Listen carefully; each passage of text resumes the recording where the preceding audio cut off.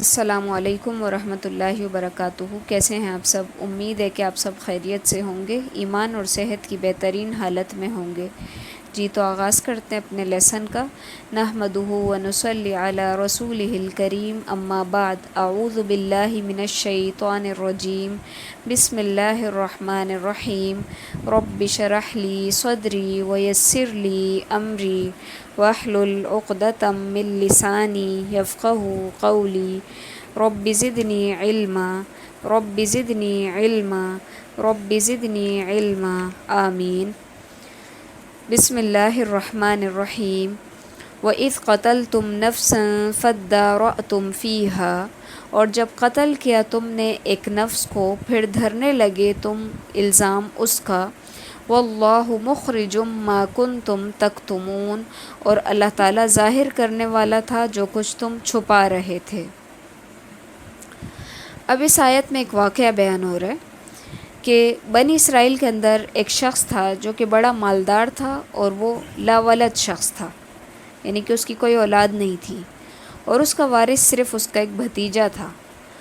تو اس بھتیجے نے ایک دفعہ کیا کیا کہ رات کے اندھیرے میں اس شخص کو قتل کر دیا، اور اس کی لاش لے جا کر کسی اور کے گھر کے سامنے ڈال دی۔ اب کیا ہوا کہ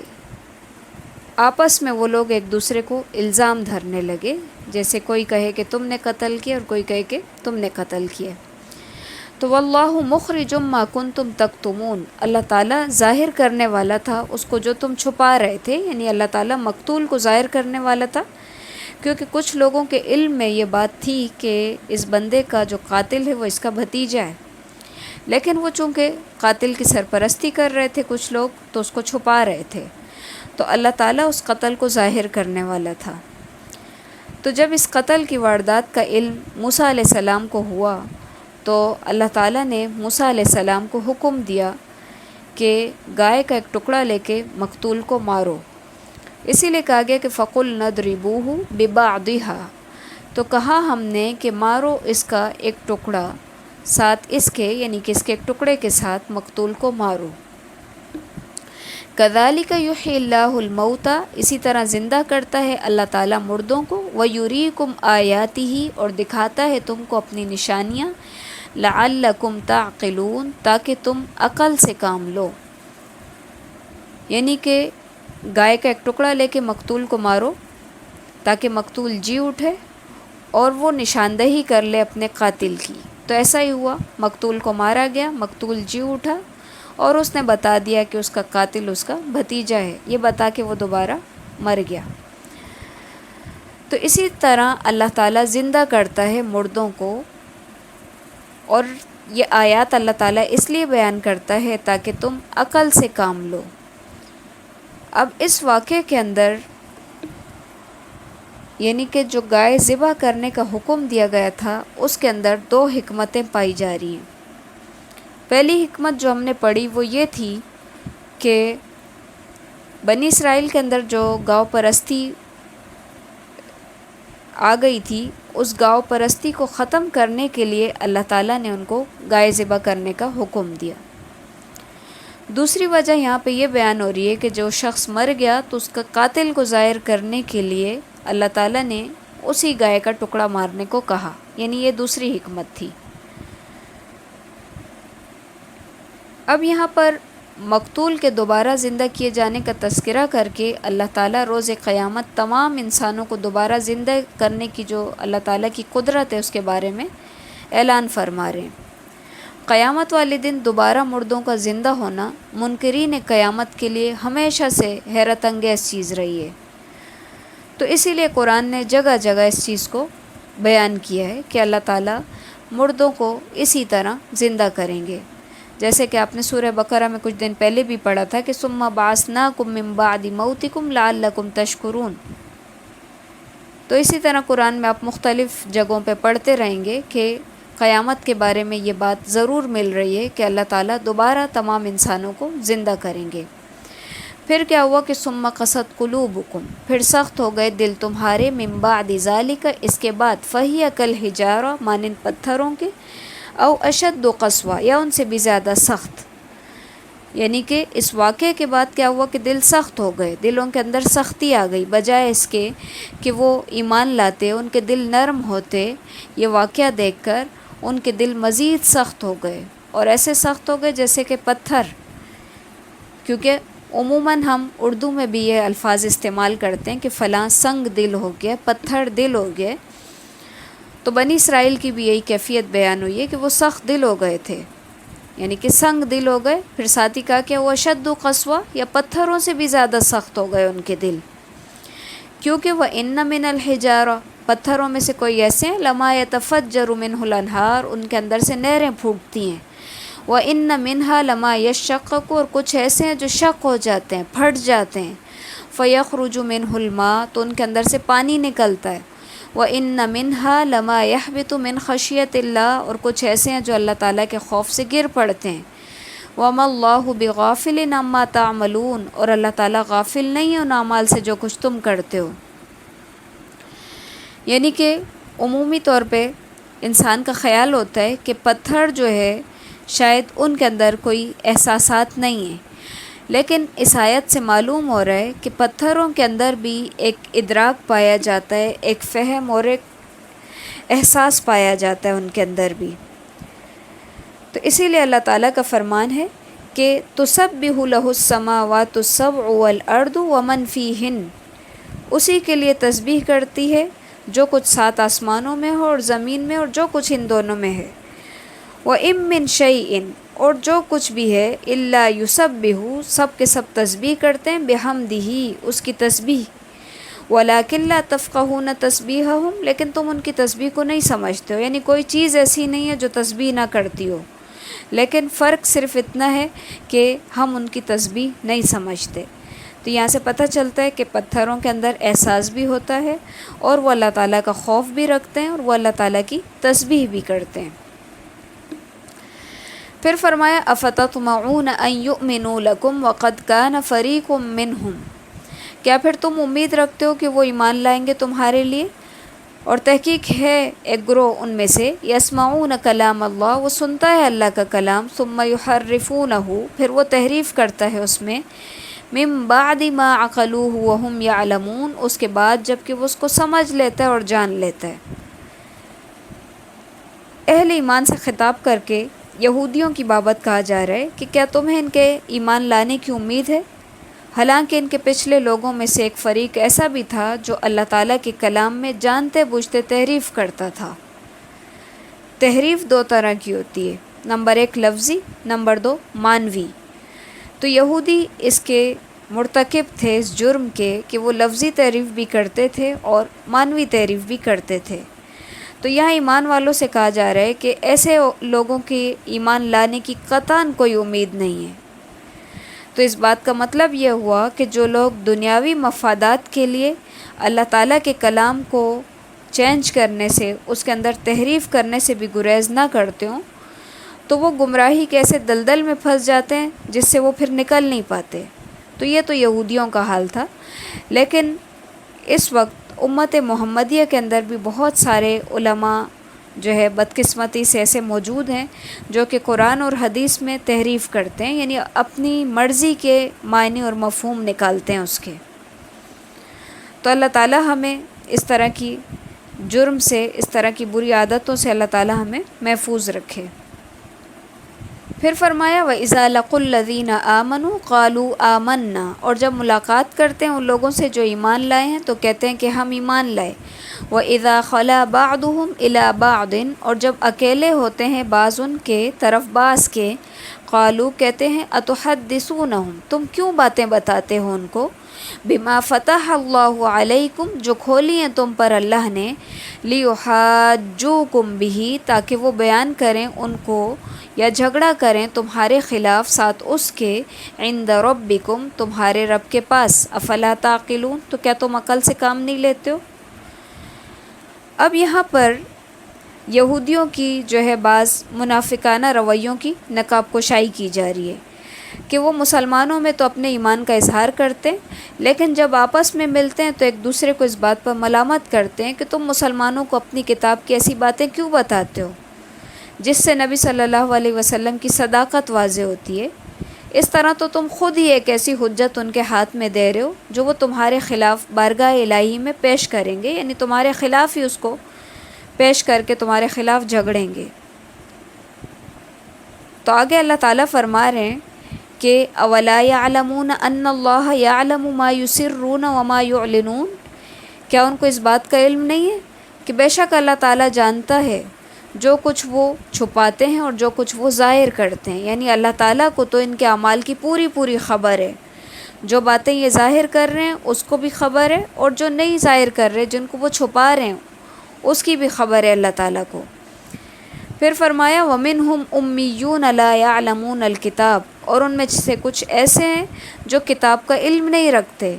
إِلَّا أَمَانِيَّ، مگر سوائے خواہشات کے، وَإِنْهُمْ إِلَّا يَظُنُّونَ، اور نہیں ہیں وہ مگر صرف گمان۔ یعنی کہ یہاں پہ ایک بات بڑی واضح ہے کہ عموماً ہمارا خیال ہوتا ہے کہ ان پڑھ شاید وہ شخص ہے جس کے پاس کوئی دنیاوی ڈگری نہیں ہے، لیکن یہاں اللہ تعالیٰ فرما رہے ہیں کہ وَمِنْهُمْ أُمِّيُّونَ، ان کے اندر کچھ ان پڑھ ہیں، لَا يَعْلَمُونَ الْكِتَابَ، جو کتاب کا علم نہیں رکھتے۔ یعنی کہ بڑی واضح بات ہے کہ جو کتاب کا علم نہیں رکھتا، یعنی جو کتاب اللہ کا علم نہیں رکھتا، وہ شخص ان پڑھ ہے، خواہ اس کے پاس دنیا کی بے شمار ڈگریاں ہوں، لیکن اگر اس نے قرآن نہیں پڑھا ہوا تو اس کا مطلب ہے کہ وہ ان پڑھ ہے، خواہ وہ دنیا کی کتنی بڑی ڈگریاں ہی کیوں نہ رکھتا ہو۔ تو اسی لیے یہاں فرمایا کہ لا یعلمون الکتاب، کیونکہ وہ کتاب کو نہیں جانتے، اسی لیے وہ امی ہیں، ان پڑھ ہیں، اور کتاب کو نہیں جانتے، اسی وجہ سے کیا حال ہے ان کا، الا امانیہ، خواہشات کی پیروی۔ وَإِنْهُمْ إِلَّا يَظُنُّونَ، اور وہ جو ہے گمان کی پیروی کرتے ہیں، یعنی ظن کہتے ہیں گمان کو، یعنی اپنی خواہشات کی پیروی کرتے ہیں اور اپنے گمان کی پیروی کرتے ہیں۔ پھر فرمایا فَوَيْلٌ لِّلَّذِينَ يَكْتُبُونَ الْكِتَابَ، تو وہ لوگ جو لکھتے ہیں کتاب، تو ہلاکت ہے ان لوگوں کے لیے، بِأَيْدِيهِمْ، جو اپنے ہاتھوں کے ساتھ کتاب کو لکھتے ہیں، ثم پھر یقولون، وہ کہتے ہیں، ھذا من عند اللہ، یہ اللہ تعالیٰ کی طرف سے ہے، لیشتروا بہ ثمنا قلیلا، تاکہ وہ اس کے عوض تھوڑے سے پیسے وصول کریں۔ فویل لہم، تو ہلاکت ہے ان کے لیے، مما کتبت ایدیہم، اس میں سے جو لکھا ان کے ہاتھوں نے، وویل لہم، اور ہلاکت ہے ان کے لیے، مما یکسبون، اس میں سے جو وہ کماتے ہیں۔ اب اس آیت کے اندر یہود کے علماء کی جسارت اور خوف الہی سے بے نیازی کی وضاحت ہے کہ وہ اپنے ہاتھوں سے مسئلے گڑھتے ہیں، اور ببانگ دہل جو ہے وہ کہتے ہیں کہ یہ اللہ تعالیٰ کی طرف سے۔ تو بعض علماء نے جو ہے اس آیت سے قرآن مجید کی جو فروخت ہے، یعنی جو ہدیہ ہے اس کو ناجائز قرار دیا ہے، لیکن اس کا یہ استدلال جو ہے صحیح نہیں ہے۔ آیت کا جو مصداق ہے صرف وہی لوگ ہیں جو دنیا کو کمانے کے لیے کلام الہی میں تعریف کرتے ہیں اور لوگوں کو مذہب کے نام پہ دھوکہ دیتے ہیں، یعنی کہ لوگوں کی من مانی خواہشات کے اوپر ان کو فتوے دیے جاتے ہیں، اور تاکہ وہ اس کے عوض کچھ پیسے وصول کر سکیں۔ تو اسی لیے کہا گیا کہ جو کچھ وہ کماتے ہیں اپنے ہاتھوں کے ذریعے، غلط فتاوے لکھ کے، غلط باتیں لکھ کر، تو وہ کمائی جو ہے وہ ان کے لیے ہلاکت کا سبب ہے۔ پھر فرمایا وقالو، اور وہ کہتے ہیں، لن تمسنا النار، ہرگز نہیں چھوئے گی ہمیں آگ، الا ایاما، سوائے دنوں کے، معدودہ، گنتی کے۔ قل اتخذتم عند اللہ، کہہ دیجئے کہ تم نے لے رکھا ہے پاس اللہ کے، عہدن، کوئی عہد، فلن یخلف اللہ عہدہ، کہ ہرگز اللہ تعالیٰ خلاف نہیں کرے گا اپنے عہد کے، ام تقولون علی اللہ ما لا تعلمون، یا تم اللہ تعالیٰ کے اوپر وہ باتیں کرتے ہو جو تم علم نہیں رکھتے ہو، یعنی جس چیز کا تمہیں علم نہیں ہے، جو باتیں تم جانتے نہیں ہو، تم وہ باتیں اللہ تعالیٰ کے اوپر گھڑ رہے ہو۔ چونکہ یہودیوں کا خیال تھا کہ دنیا کی جو کل عمر ہے وہ 7000 سال ہے، اور ہم ہر 1000 سال کے بدلے ایک دن جہنم میں رہیں گے،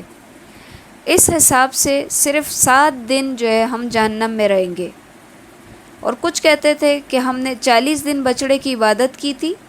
تو ہم جو ہے صرف 40 دن جہنم میں رہیں گے. اس لیے کہا گیا کہ ہمیں تو جہنم کی آگ چھوئے گی نہیں، کیونکہ ہم اللہ تعالیٰ کے بڑے چہتے ہیں. لیکن کیا الا ایاما معدودہ، لیکن گنتی کے چند دن، یعنی یا تو 40 دن اور یا جو ہے پھر ٹوٹل 7 دن ہم جہنم میں رہیں گے. تو اسی لیے یہاں پہ ان سے کہا گیا کہ کیا تم نے اللہ تعالیٰ کے پاس سے کوئی عہد لے رکھا ہے؟ اللہ تعالیٰ نے تم سے کوئی وعدہ کیا ہے کہ وہ تمہیں جہنم میں نہیں ڈالے گا؟ کیا تم یہ بات کرتے ہو کہ تم اللہ تعالیٰ کے چہتے ہو؟ تو کیا اللہ تعالیٰ نے تم سے خود کہا ہے اس طرح کی بات؟ پھر ساتھ ہی فرمایا کہ ہم تقولون علی اللہ ما لا تعلمون، یا تم اللہ تعالیٰ کے ذمہ وہ باتیں لگاتے ہو جن کو تم جانتے ہی نہیں ہو. بلا من کسب سیئۃ واحاطت بہ خطیئتہ، کیوں نہیں جس نے کمائی کوئی برائی، واحاطت بہ اور گھیر لیا اس کو، خطیئتہ اس کی خطاؤں نے، فاولئک اصحاب النار تو ایسے لوگ دوزخی ہیں، ہم فیہا خالدون اور وہ اس کے اندر ہمیشہ رہیں گے. یعنی اللہ تعالیٰ کو کسی طرح کے، کسی کی قومیت سے، کسی کی شخصیت سے کوئی لینا دینا نہیں ہے. ہر شخص کا جو عمل ہے اس کے حساب سے اس کو یا تو جہنم ملے گی اور یا جنت ملے گی. تو اسی لیے کہا گیا کہ خواہ وہ کوئی بھی ہو، اگر اس کو اس کی خطاؤں نے گھیرا ہوا ہے اور اس کے اوپر وہ توبہ استغفار نہیں کر رہا اور اسی طرح وہ مر گیا اسی حالت میں، تو وہ پکا جہنمی ہے. پھر ہم فیہا خالدون، وہ اس کے اندر ہمیشہ رہے گا. اب یہاں پہ ایک الگ بات ہے کہ اگر کوئی مسلمان ہے اور اس نے شرک نہیں کیا اور بہت زیادہ گناہ گار ہے وہ، تو ہو سکتا ہے کہ وہ سزا کاٹ کے جہنم سے نکال لیا جائے، کیونکہ جس نے شرک کیا اس کی تو معافی نہیں ہے. لیکن اگر کسی شخص نے شرک نہیں کیا، اللہ تعالیٰ کے ساتھ کسی کو شریک نہیں ٹھہرایا، تو عین ممکن ہے کہ اس کو اللہ تعالیٰ پھر جہنم کی سزا بھی دیں، لیکن اس کو پھر وہاں سے نکال لیں. لیکن جو مشرک ہے اس کا تو پکا ٹھکانہ پھر جہنم ہے اور اس کے اندر ہمیشہ رہے گا. تو یہاں کہا جا رہا ہے کہ بلا من کسب سیئۃ واحاطت بہ، جو کوئی بھی برائی کرے اور اس کو اس کی گناہوں نے گھیر لیا ہو، تو فاولئک اصحاب النار ایسے لوگ دوزخ کے ساتھی ہیں اور وہ ان کے اندر ہمیشہ رہیں گے. پھر کہا والذین آمنوا وعملوا الصالحات، اور وہ لوگ جو ایمان لائے اور انہوں نے اچھے اعمال کیے، اولئک اصحاب الجنہ، یہی لوگ جنت کے ساتھی ہیں، ہم فیہا خالدون، وہ اس کے اندر ہمیشہ رہیں گے. یعنی یہاں پہ پھر ایمان پلس عمل صالح کی بات ہے، کیونکہ ایمان کے بغیر عمل صالح مکمل نہیں ہے اور عمل صالح کے بغیر ایمان مکمل نہیں ہے. کیونکہ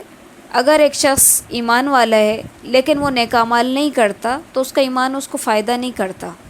اور اسی طرح اگر ایک شخص ایمان والا ہی نہیں ہے اور وہ ویسے بڑا نیک ہے، بڑے نیک اعمال کر رہا ہے،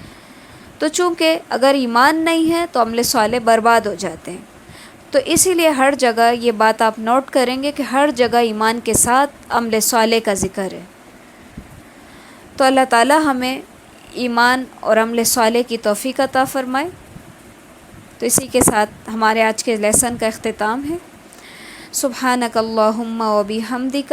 نشہد ان لا الہ الا انت، نستغفرک و نتوب الیک. السلام علیکم ورحمۃ اللہ وبرکاتہ.